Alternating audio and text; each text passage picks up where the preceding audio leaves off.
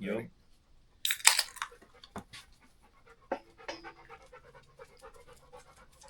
Well, Lonnie's over tonight. What are we going to do, Lonnie? We're going to clean the carbs. All right, clean the carbs, Come on, boys. everybody.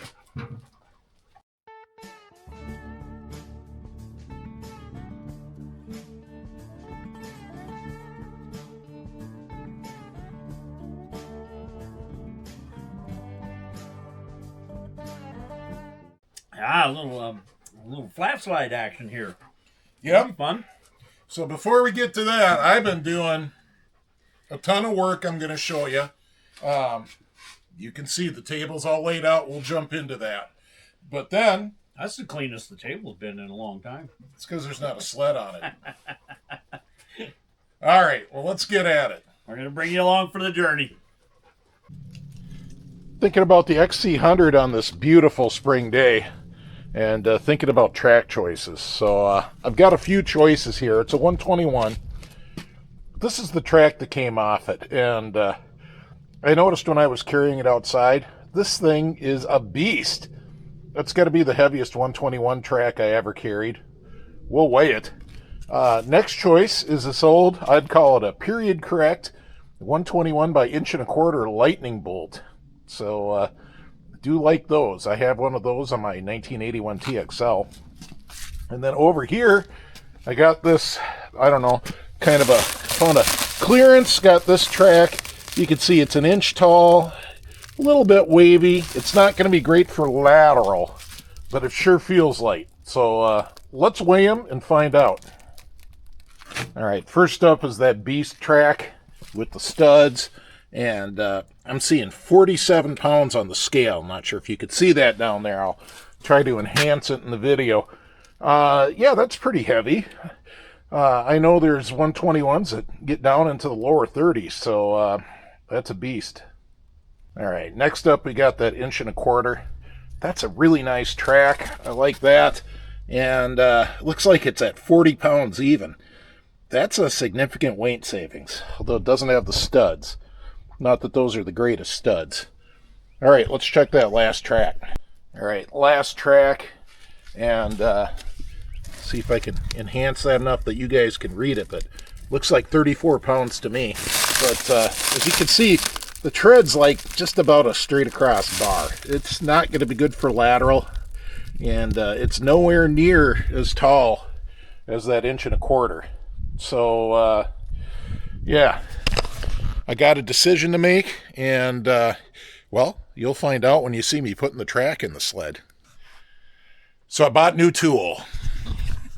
So I bought this basically automotive grade spring compressor for shocks and struts and stuff.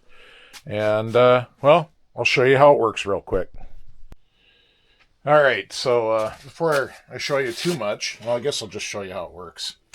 So... typical front shock. This is extra 10 from the XC600 that I'm working on. And, you know, you simply just hook it on just like you think you would. Wind it down a little. And this spring retainer comes right off. And then you let it go gently. And next thing you know, your spring's off. Super nice. Way better than what I've been working with. And then to put it back together, you just reverse the process. So you hook the hooks in and, you know, wind it down. You know, be careful of your fingers. Don't get pinched, yada, yada, yada. But pretty easy. And, you know, just kind of... stuff just kind of snaps back together. So it's super simple. So I didn't quite use it out of the box. You'll probably notice these hooks look fabricated. The hooks it came with were huge and way too thick and way too heavy. I mean, this thing's meant for doing struts on cars and coil-over shocks for cars. Sleds are lighter. So I made my own little hooks here out of 3/16 by 1 steel. And then, one other thing. When I went to try it out on a front track shock, it couldn't compress it far enough. So I made the spacer here out of some scrap aluminum that I had around, just an extrusion. You could use pipe or whatever. The notch is just for a spot for that air fill, your nitrogen fill on your shock to sit. But, it works just the same on this as it does on the other one. I may have to switch to my other hook. I have made a couple hooks now. Let's get it hooked in and find out. All right. Maybe I don't. Maybe these hooks are just peachy. Get it set up square. All right, that's all the further down it wants to go, but that's enough. And I could hook it one coil up, and that would be fine too. And then it just stays. So it's got this ratcheting brake, and you cut it loose, and it just stays wherever. So you can see that's pretty slick. So I'm sure you're going, wow, Nutter, cool, showing off your expensive tool, except for it wasn't expensive. This is not sponsored at all. I bought this with my own money off of Amazon, and there's a link in the description below. And just like a lot of YouTubers do, if you use that link, I get a little bit of a commission. It's really just a few pennies, and it's not supposed to raise the price to you any. But I'll put that in there. It was give or take $150 at the time I'm filming this. Who knows what the future will bring. But I sure love this tool. All right, just taking a quick measurement of the spring height, so 1.1 inches in there, because I do have to blow these front shocks completely apart to wire brush them and repaint them, and I got to get new stickers on them anyways. The skid shocks look fine. I mean, this thing will clean up fine. Can't even see this one, so that'll be fine. And then this one's missing a sticker, so I'll order some stickers off of eBay. It'll take me a couple days, as I work through these shocks. But we'll get them as good as new by the time I'm done. All right, I'm smiling because I'm done rebuilding shocks. So here's the mess on the table when I'm done. The torch I use, I was shown to use that to get the bubbles and foam off the top of the oil. Not that there's much foam. A guy could just wait it out. Here we go. Front shocks, they were sandblasted and repainted. Waiting for stickers before I assemble those. But everything's in. Everything's good. And you can see that's all the tools I needed. So these are called body blocks. I know there was a guy selling them on eBay. I don't know if he still does. And this is called a rod block. And, they weren't real hard to make. I just made the appropriate size hole and cut them with a bandsaw and cut them in half. So there you go. I mean, consult your factory service manual if you want the full procedure, IFP depth, and all that. Oh, yeah, you want to know how I'm charging them, don't you? All right, so there's my spare argon tank, and you can see it's just got an inert gas regulator. And down here, I got this little setup with a hypodermic needle from Motion Pro, probably. And I keep lots of spares. I don't use them if they get dull because then they tear up the rubber piece. And it's just a gauge and a ball valve on a T. And it works great. So there you go. That part's done. I think I'm done for the night. But tomorrow, Lonnie's coming over and we're going to clean the carbs. All right, brand new stickers on these shocks. Northern Shock Supply on eBay is where I got these from. I got a whole bunch from them. All right, we got Lon tearing into it. He's got the TPS off. Always a good idea to start with that. And taking apart, these are actually fuel screws on these flat slides, not air screws like on the round slides. And then we're getting at the choke. And I wanted to take a picture here or a video so everybody could see this. Let me pull back so you're in focus. But we have a white plastic washer at each end, and that's where the spring goes.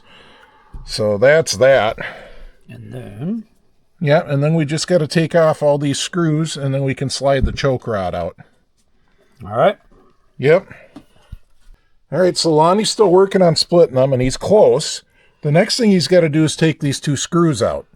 Yep. And then And then we should be able to split things pretty easily. Remember, this one has this hex on it because that hex is offset, and that's your adjuster to actually sync these carbs.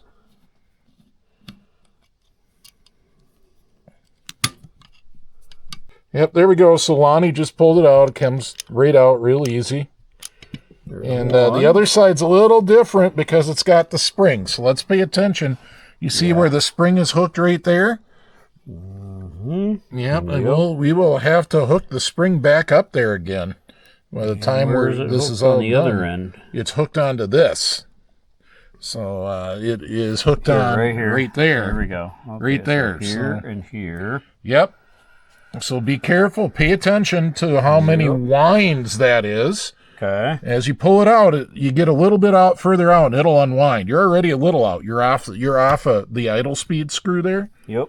But it should just come out to your left, and now you can unwind it and see. And I bet it's like less than one turn to unwind.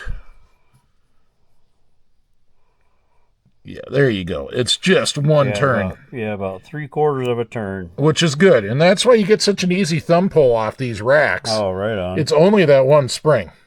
Okay. So, yeah, you can pull that out. All good. All good. And then... Yep, take off your tube, and then stand it up. Don't dump it yet. Oh, yeah. Okay, so then we pull this out and That's the slide. And note that spacer was there. That spacer's important. Yep, black slides. We like the black slides. A little bit of wear, but as long as nothing's chipped off of them, yeah, these are just fine. We'll go with these. You can pull out the other one. Did we already lose the spacer? Maybe it was never there on this side. I don't think we needed one on this side. What spacer are you talking about? The eccentric floats it over there. That slide looks good. This plastic spacer that went right there on the carb with the spring anchor on it. Didn't have any. Yeah. So, okay. So far so good. Yank that off. All right. Now there's a rubber cap. This one came off. The other one's still stuck in there. So we'll have to dig that out. Well, don't damage it because we don't got more. Well, I do probably, and now that I think about it, but I don't know if they're. I'm not sure. We'll try not to hurt them. She's moving. Okay, just take her easy. Real nice and gentle. Right, so the main thing holding the floats on is this drain. There's this little screw. Maybe you should do the little screw first. It probably doesn't matter much. Let's break them. Let's break these 17s loose first. We keep getting these rubber washers falling out of places. Rubber washers everywhere, dude. I will look in and figure where those came from later. The factory has got some pretty good breakdowns on these. Not to mention, we've done this before. We have. It's just been a while. Yeah. Okay.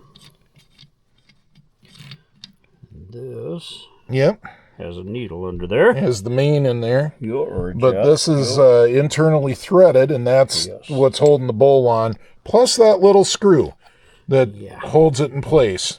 That, I believe, is a number 1, but you could try the number 2. I don't think... No, that'll be a number 1, won't it? That's a number 1.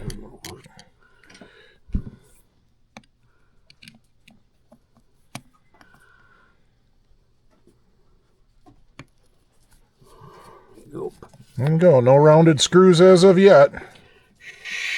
All right. Before you take out the main, Lonnie. Yeah. Do the floats. We're watching some Junkyard Digs tonight. Yep. Do the floats. These number 2s, and then there's like once you get those out, there's like an O-ring, and that whole plastic assembly comes out at once. That. Yeah. Okay. Very nice. Very nice. And then that whole assembly, there's an O-ring, but you can just pull up, kind of give it a little twist and a tug, and she'll come right up. There you go. He's coming. Must be a good O-ring. So the O-ring is the thing that usually fails on these. If it's leaking past your float, it's probably the O-ring. Yep. We'll talk about that O-ring more later, but That was a good O-ring if that was that tight in there. It was tight. Yep. They put blue Loctite in there? Or maybe those were patch screws. All right, we got the Kidsonic 6000 turned up here. Look at that. Look at how clean that is. Ooh. Brand new ultrasonic juice, Lonnie. Brand new juice, baby. You won't be filming for 20 minutes will those things percolate. No, we will not. All right, Lon. So if it's in this all balls kit, Yep. we're using it. All right. We're going to use all these parts because these are supposedly for the 600, and I think these carbs came off an 800. So we need to do some changes, like the needles, all the jets, all that. Okay. And then, and then we'll still have to drive it and tune it. Yeah. I mean, who knows, but it'll be a good starting point. Yeah. Right on. All right, so the needle. Right. Yeah, we got to get a little tiny Allen wrench for right there. Backer. All right, we're comparing, and the new needle is the one to the left, the lighter colored one, and it looks a little more slender. So we'll try it, and if it's too fat in the mid-range, we'll switch back to the original needle. But, it's in the kit for the 600, so we'll give it a shot. And you bet if we have any problems, we'll let you know. All right, I was just looking at these slides, and I got some bad news. The numbers stamped on the top there, and these are 1.5s. And I looked, and like a 2001 600 Classic would have a 2.0. So, got to order some new slides, and that is not cheap. Ouch. Yeah.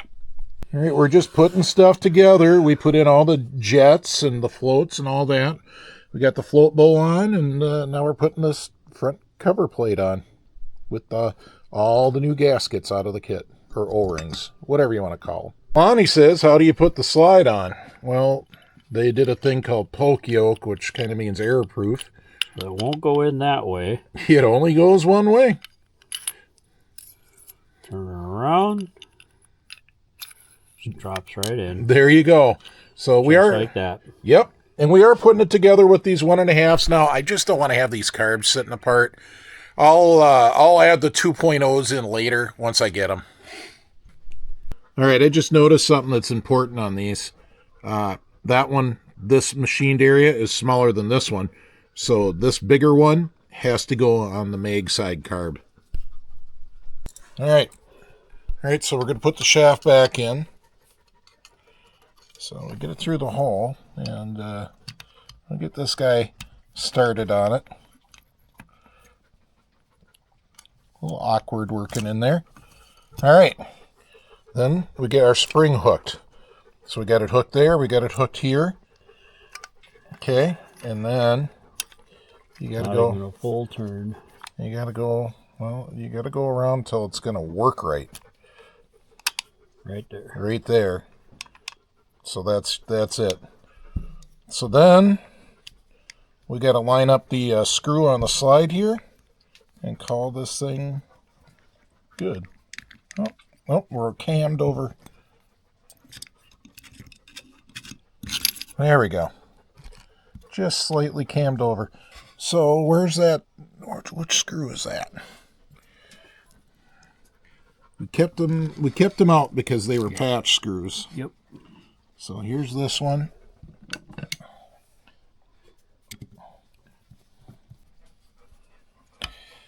All right. Make sure the carbs are facing the same way. That might be important.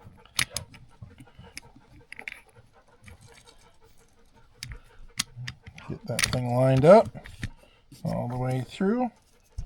And, yep, we got to squish that in. Squish. And we got to put the rods in next, Lon. Yep. So let's do these spacer rods. All right, we're putting stuff together, and I just wanted to show you that, yes, we did forget this plastic spacer. Oops. And then we went back and added it back in. Yeah. And so the choke rod's loose again. I don't know. It's been so much fun. That's life. Yeah. That's how these things go. Lonnie. Yeah. There's a lot of leftover parts. That means we did it right. Well, in this case, it does because we bought that kit with all those parts in it. That's whenever I work on shit. If I've got stuff left over, I know I did it right. Yep. No, it's all working good. The chokes are lifting nice. Throttles lift nice. All the parts are on there. And yeah. This, you know what? This was easier than the XCR 800 or 700 because there's only two of them. We've done this with triples, Lon. Yes, we have. So it's all good.